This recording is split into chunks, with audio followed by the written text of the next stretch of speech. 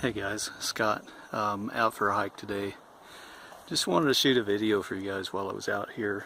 It's a Sunday afternoon. About a week ago, some of you saw a message from me talking about the fact that my dad had passed away last Monday.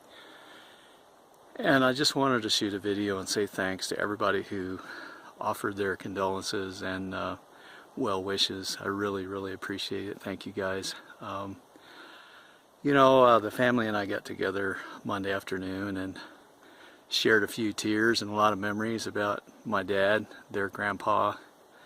And it was a really healing time for us. We really just wanted to celebrate who he was and what he brought to our lives.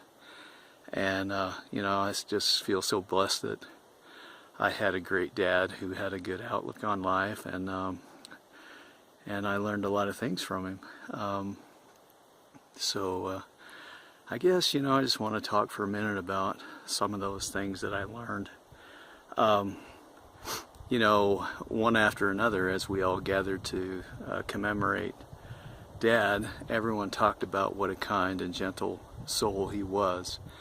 And I guess that's the number one thing that I learned from him was what it means to be a happy, kind, gentle person. And I will never measure up to my dad in that regard, but I can always aspire to be as kind as he was. My dad was a happy person, and he died at 84 and a half, almost 84 and a half. Smoked almost his entire life. By earliest accounts, he started smoking when he was 5 years old. Until he died. I mean, he was a heavy smoker in spite of 2 heart attacks. It just seemed like he defied everything we know about health. Never exercised a day in his life. So I guess what I'm trying to get at is how very important it is to live with a happy spirit, and a happy heart. And how just being in that state, I think, really forgives a lot of otherwise damaging habits, if you will. It just was surprising, how he just defied the odds in so many ways. I guess it was 3 or 4 months ago, Dad broke his hip, and that kind of started his downward decline.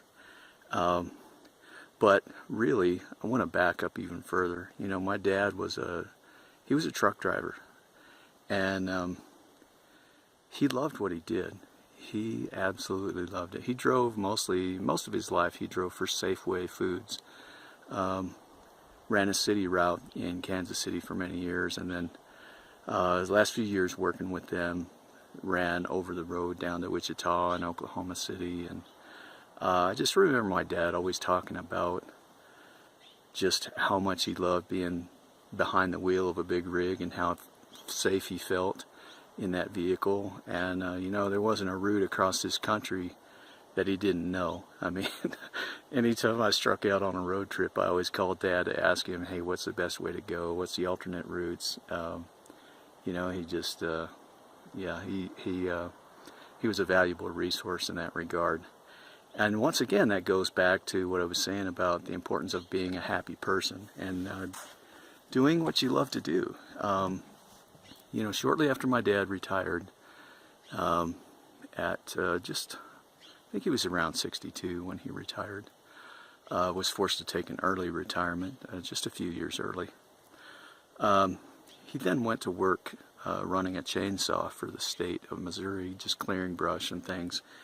And it wasn't very long after his retirement from truck driving that he became ill and was diagnosed with lupus.